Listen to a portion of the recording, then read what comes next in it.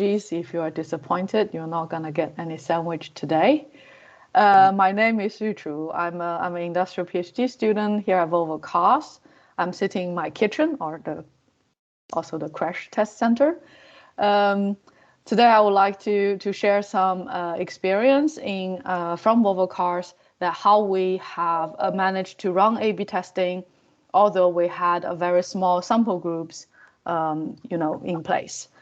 And without further ado, let me just start the presentation. So what is A/B testing then? Traditionally, A/B testing is widely applied in the web-facing industries such as Google, Facebook, Amazon, and etc. What they do is that they split the user traffic randomly into A and B groups, and then they show two different options or versions of the software to group A and B, and then they evaluate certain matrices like the user's response and the click rates and things like that.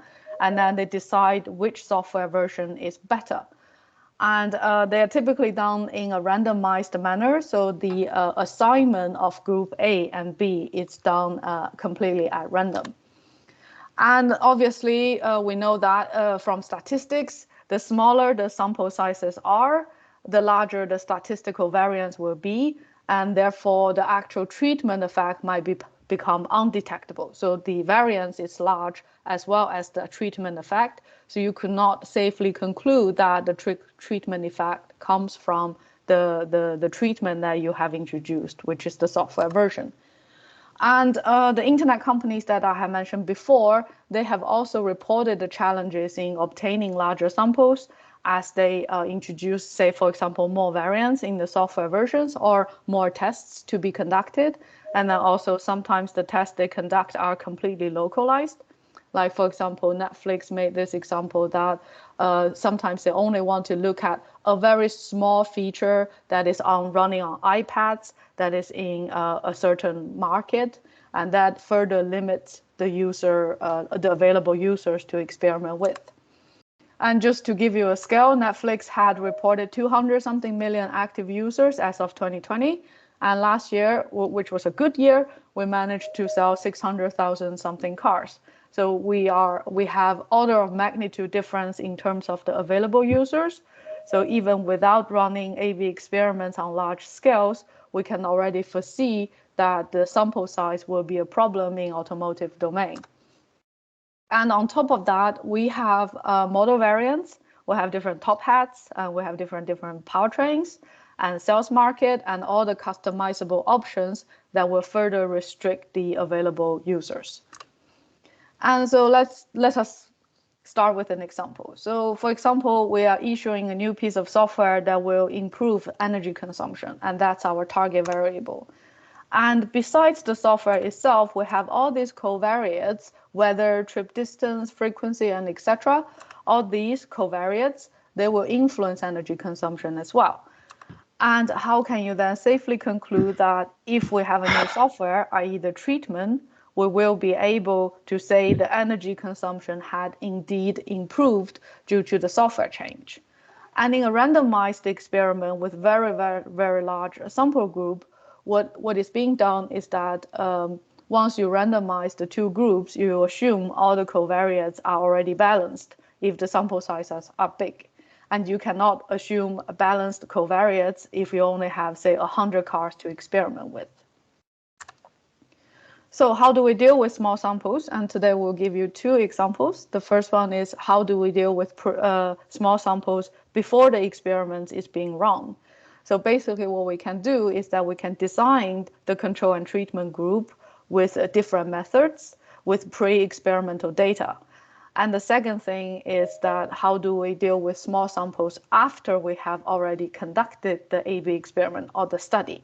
So we want to find the causal relation in between the software change and the final observed treatment effect.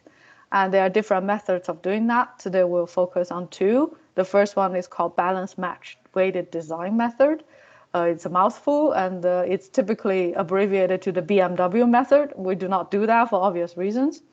And for the post-study, we're looking into the propensity score matching method in a Bayesian framework. So let's start with example number one, using pre-experimental data to design your experiments.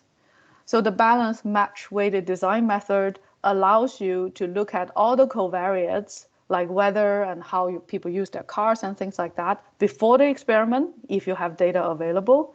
And then through a series of steps, you basically model the covariates, and then you assign them into group A and B control and treatment before the actual treatment is applied.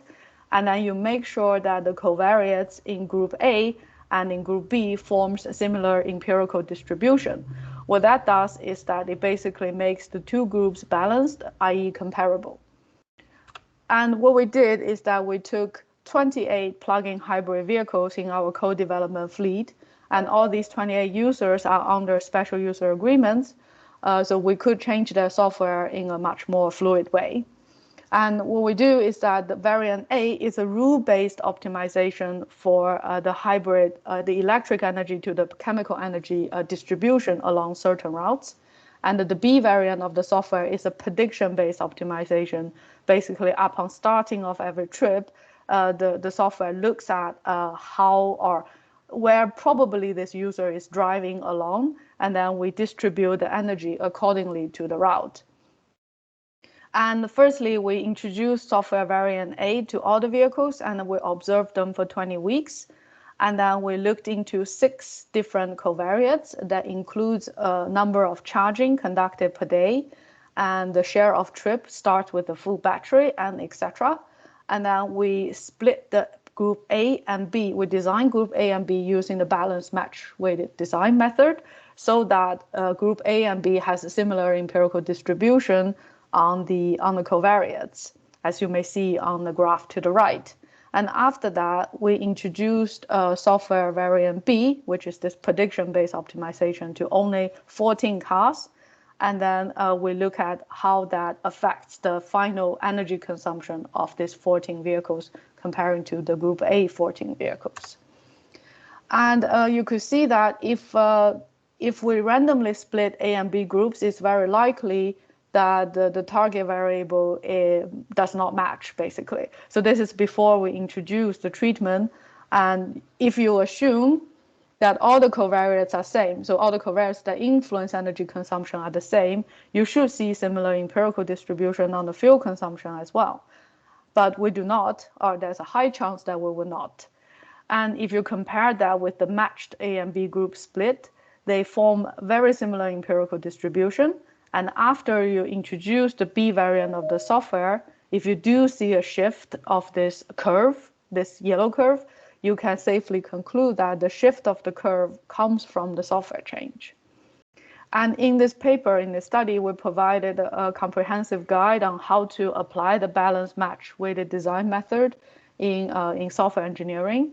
And it is the first paper to do so, since the balanced match weighted design method is not a new method, it's applied in pharmaceutical and medicine studies. And we also compared our matched test to a paired test. A paired test, which basically means that you compare the same group of user before and after the treatment is applied. And it has its own limitation as well. For instance, you cannot really see the seasonality effect, weather changes and things like that. And then we have found that the match group returns a 34% more detectable treatment effect, and then around 18% less mean square error on the final treatment effect. And basically how you do it is that you determine firstly eligible users to be and variables to be measured, and then you observe the users for a certain period of time without the new software. And then you select the input feature to the model, the features being the covariates. So it kind of requires you to have certain knowledge into the software to pick what features to be included. And then you run the method. And then afterwards, what it will give you is which group should be in group A and what should be in group B. And they're interchangeable. And then you apply treatment and collect the target variable. And then in the end, you analyze your experiment outcome. And we have found that this method is very easy to implement and is very intuitive. And it actually helps us to enable small-scale A/B experiment, which usually you wouldn't be able to do with only 24 or 28 cars.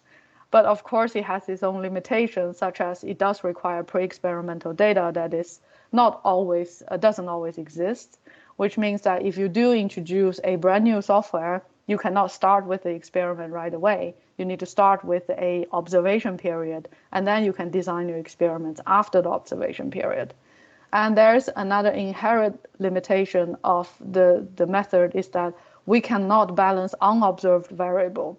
So it firstly require you to have a certain level of knowledge in what actually influence your target variable. And second is that if there are certain things, the latent variables that does influence energy consumption, but you haven't included in the model, will ultimately create imbalance in the groups, and you cannot foresee that. So those are the limitations to this particular method. And if you would like to read the paper, and the paper is titled Size Matters or Not, A/B Testing with Limited Samples in Automotive, I can distribute the author's manuscript after this presentation.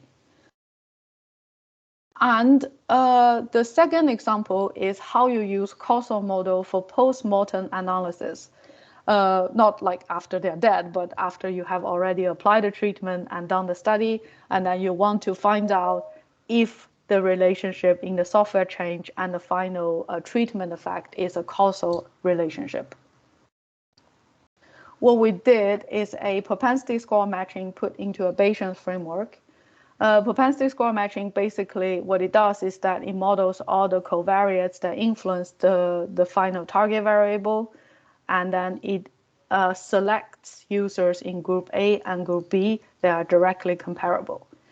And we put it into a Bayesian framework so that it also returns uncertainty at the same time as the point estimate. So this is applied when a shipping of new software variant to many, many users is impossible. Like, for instance, you simply do not have the infrastructure to do so, or it is undesired. For instance, when the software is not stable enough and you do not want to face the legal or the ethical consequences in doing so. Or the last thing is that if you do not have explicit consent from the users, which means that you can only ship the software to a small sample group. Like in our case, we have a co-development fleet that is driven by our employees. And that is the fleet that is typically more available to us comparing to the entire customer fleet. And in this case, the A/B test is not exactly randomized. So the treatment group does not consist of randomized users. And basically what we did here is that the group A is all the co-development cars that has a certain engine and top hat combination. And group B is the 38 cars that we have with special user agreement. And then we use this device called Vice, and then collected 14 covariates produced from 400,000 trips in a period of 5 months. And then we applied the propensity score matching framework and then matched the treatment. So we selected from the group A 38 users or 38 cars that is comparable to what we have applied treatment on group B. And you can see that before we match the propensity score of the control group and the treatment group, it's all the way to the left, and they form completely different empirical distribution. And after we apply the matching, using 2 different methods, they have very similar empirical distribution of the propensity score, which is what is modeled from all the covariates. And we have found that using this method, we are able to reduce the variance of the treatment effect measured from group A and B by 4%, which is really significant if you consider the sample size being only 38 vehicles in each group. So what you do is then this graph illustrates what you can use this method for. It's basically within a larger population of vehicles, you only have a very small subset of available vehicles to ship software to. You collect the target variable, the covariates, which is whatever else that also influence the target variable, and also the treatment indicator, whether or not a vehicle has the new software. And then you apply the Bayesian propensity score matching.